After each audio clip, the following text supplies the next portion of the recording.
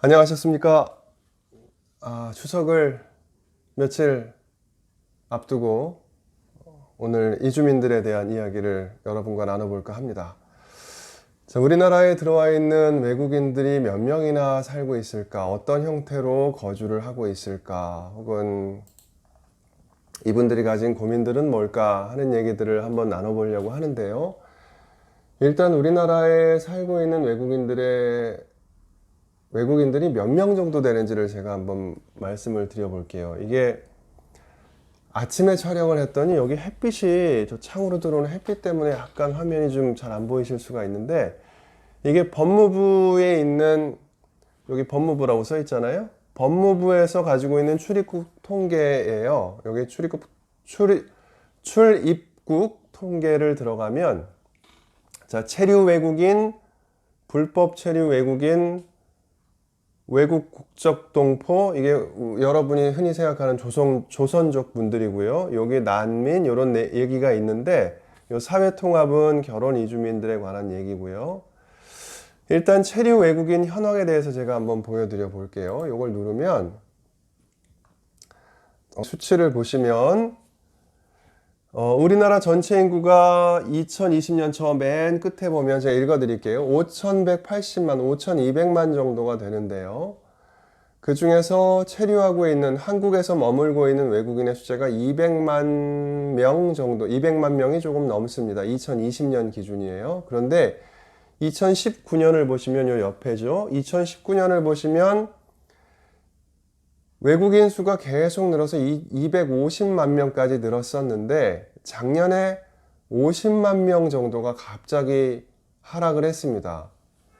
무슨 일이 있었던 걸까? 다 아시는 대로 코로나 때문이에요. 코로나 때문에 한국에 머무는 외국인의 숫자가 갑자기 확 줄었는데, 이게 구분을 해보자면, 자, 여기 장기 체류가 있고 단기 체류가 있어요.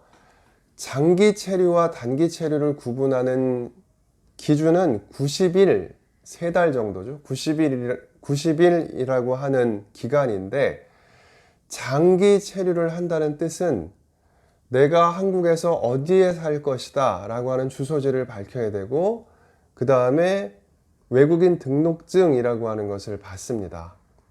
3달 이상을 살겠다는 뜻이에요. 그러면 의료보험에도 가입을 해야 되고, 여러 가지 국내에서 오랫동안 머물 수 있는 여러 가지 조건을 갖게 되는데, 밑에 보면 단기 체류라고 있어요. 이 단기 체류 외국인은 3달 미만으로 머무는, 90일이죠. 90일 미만으로 머무는 외국인들을 말하는 것인데, 이 숫자가 2019년에 80만에서 2020년에 42만으로 40만 명 이상이 30만 명, 그쵸. 40만 명 가까이가 줄었어요. 이게 무슨 뜻일까?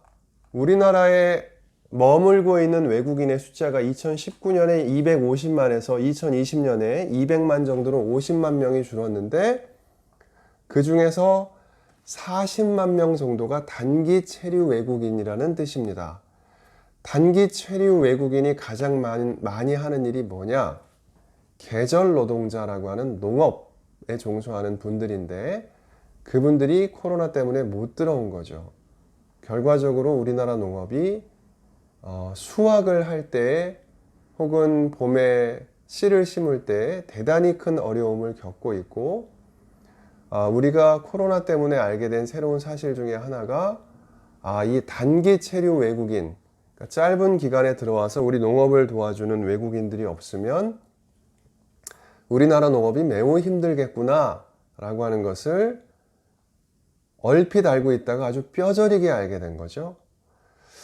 한국에 머무는 사람들의 비율을 보면, 외국인의 비율을 보면 중국 국적이 단연 제일 많아요. 그것은 이제 우리가 해외 동포라고 우리가 부르는 분들인데, 외국 국적이지만 우리 동포인 분들이죠.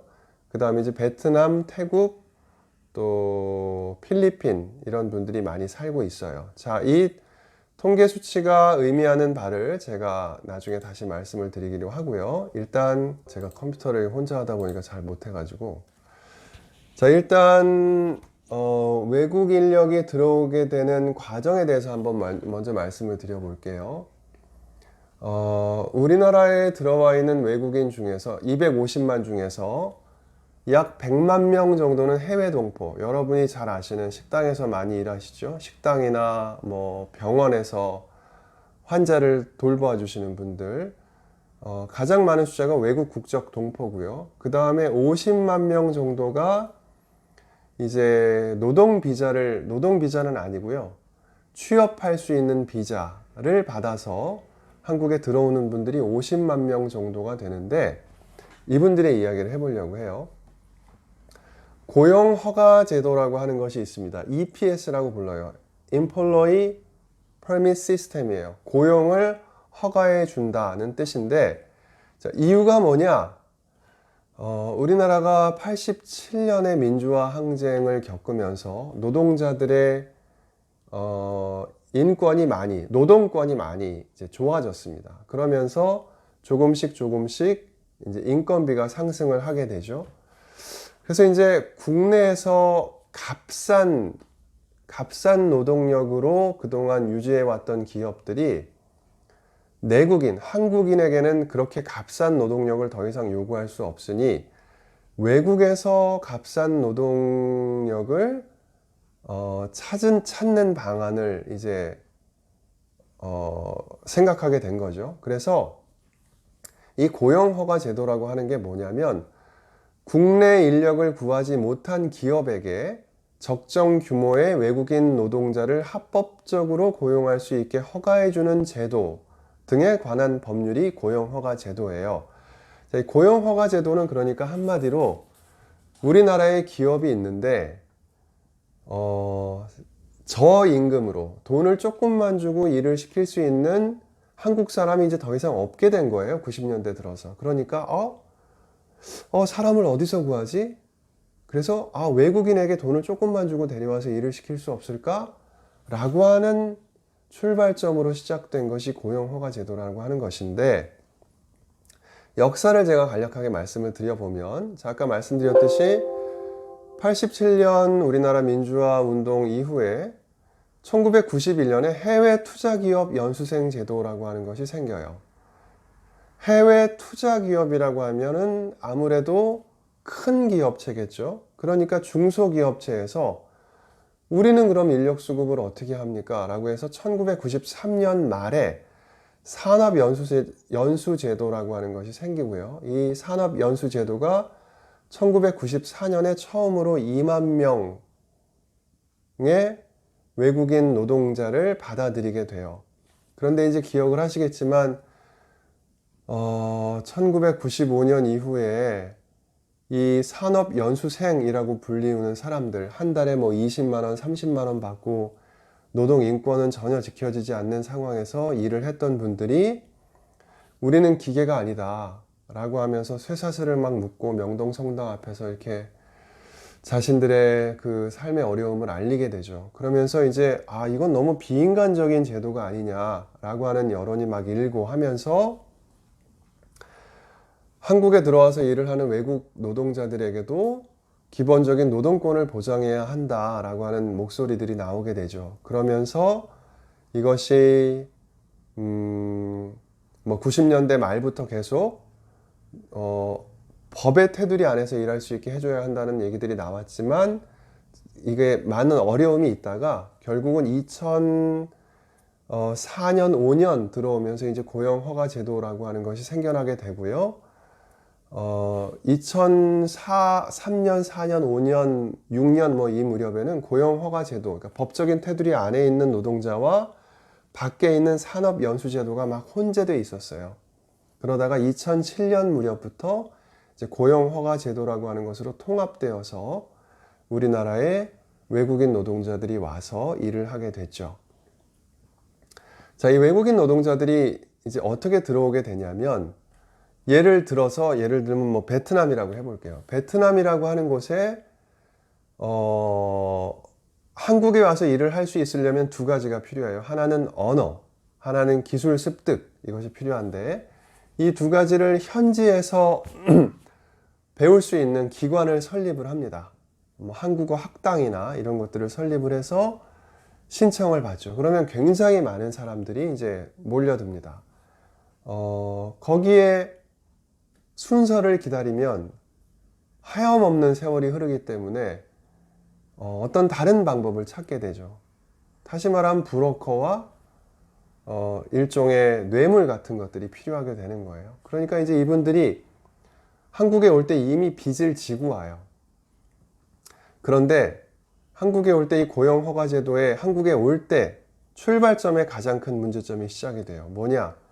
계약서를 쓰는데 이분들은 자신이 무슨 일을 하게 될지를 전혀 알 수가 없어요. 그 상태에서 그저 한국에 가면 굉장히 그래도 높은 급여를 받으면서 내가 몇 년 열심히 일을 하면 고향에 돌아와서 잘 살 수 있을 거야. 이런 기대를 가지고 한국에 오죠. 그런데 한국에 오면 현실, 가장 먼저 맞닥뜨리게 되는 현실이 뭐냐? 임금 체불이에요. 왜냐하면 생각보다 오니까 작은 공장에서 일을 하게 되는데 이 사장님들이 월급을 제때 못 주는 거예요. 못 주는 건지 본인들은 못 준다고 하고 우리가 보기엔 안 주죠. 자, 임금 체불 규모가 2020년 한 해에만 1,500억 규모의 임금 체불이 발생을 했는데 지난주에 제가 말씀을 드렸죠. 이런 문제를 가지고 이제 노동청을 찾아가면 어떤 대접을 받느냐면 외국인 노동자한테 뭐 우리가 그렇게 노동권을 다 줘야 되는가? 라고 하는 인식이 아직까지도 있는 거예요. 자, 이 임금 체불을 당하는 사람들은 도시 지역에서 일을 하는 제조업에 종사하는 노동자들인데 농촌에서 일하는 노동자들은 이 노동법 테두리 안에 보호를 받지 못해요. 이분들은 한 달에 휴가가 이틀, 하루 이틀 정도이고 300시간, 하루에 뭐 12시간, 많게는 13시간씩 일을 해요.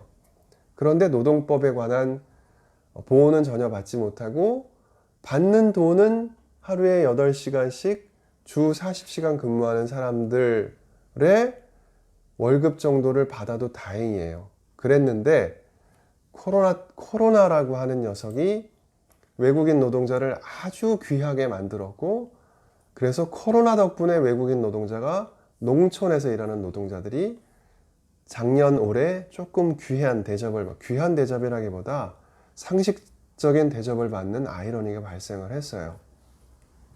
자, 산재 사고를 보시면 사망자 중에 10.7%, 11% 가까이가 외국인 노동자인데, 이주 노동자인데, 이 이주 노동자가 우리나라에서 차지하는 비율이 3% 정도밖에 되지 않아요. 노동 시장에서. 그러니까 이주 노동자가 한국 노동자보다 3배 이상, 3.5배 정도의 사망률이 높은 거예요. 굉장히 위험한 일을 하고 있고 이 이유는 일이 위험해서이기도 하지만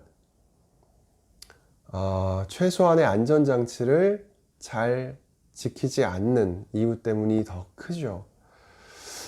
고용허가제도라고 하는 EPS의 최대 악법이 사업장 변경 제한이라고 하는 것인데 이게 뭐냐면 아까 말씀드렸죠. 계약서를 쓰고 오면 나는 무슨 일을 하게 될지를 모르는 상태에서 오게 되는데 이분들이 와서 사업장에 와서 일을 하다 보니까 이게 너무 비인간적이에요. 사업장의 노동 환경이라든가 혹은 하여튼 노동 강도라든가 이런 게 너무 비인간적이고 그래서 내가 직장을 옮기고 싶어요. 이건 내가 일할 수 있는 환경이 아닌 것 같아 라고 판단이 되면 어떻게 해야 옮길 수 있냐면 사장님이 거기다 허가서를 써줘야 돼요. 허락을 해줄 때 어떻게 하냐면 너 퇴직금 안 받는 걸로 하자. 아니면 2달치 임금을 내가 안 주는 걸로 해서 내가 써줄게. 그럼 써줄까? 그럼 노동자는 어이가 없는 거죠. 일을 했는데 왜 돈을 안 줘요? 그래? 그럼 못 옮겨. 마음대로 해. 계속 이 일을 하든지 마음대로 해. 라고 하면 노동자는 병이 들면서 일을 하거나 아니면 가장 힘든 것 중에 하나가 주거 환경인데 사람이 살 수 없는 컨테이너나 농막 같은 데다 살라 그래요. 그러면서 거기서 돈을 한 달에 20만 원, 30만 원씩 받아요. 물도 안 나오고 화장실도 없는 데서. 그럼 노동자가 야 이게 말이 되냐 라고 하지만 이 사업장 변경 제한이라고 하는 조건에 걸리는 거예요. 그럼 노동자가 선택을 해야 돼요. 거기서 계속 첫 번째, 거기서 계속 울면서 일을 하든가. 두 번째, 임금이 삭감되고 퇴직금을 못 받으면서 다른 데로 옮기든가. 세 번째, 이탈하는 거예요. 이탈은 무슨 뜻이냐? 좋아, 법적인 보호 필요 없어. 나는 그냥 미등록, 흔히 말하는 불법 체류자로 가서 더 어려운 데 가서 내가 잔업하고 휴일에도 일하고 몸을 아끼지 않고 일을 해서 한국을 떠나겠다. 이런 세 가지 선택을 하게 되는 거예요. 이게 굉장히 안 좋은 법이에요. 사업장 변경 제한이 왜 있는 거냐면 사업주에게 노동자를 맡기는 형태가 되는 거예요. 노예처럼 부릴 수 있는 권한을 주는 거죠. 자, 퇴직금은 잠깐만 쉬었다가 다시 한번 말씀을 드리겠습니다.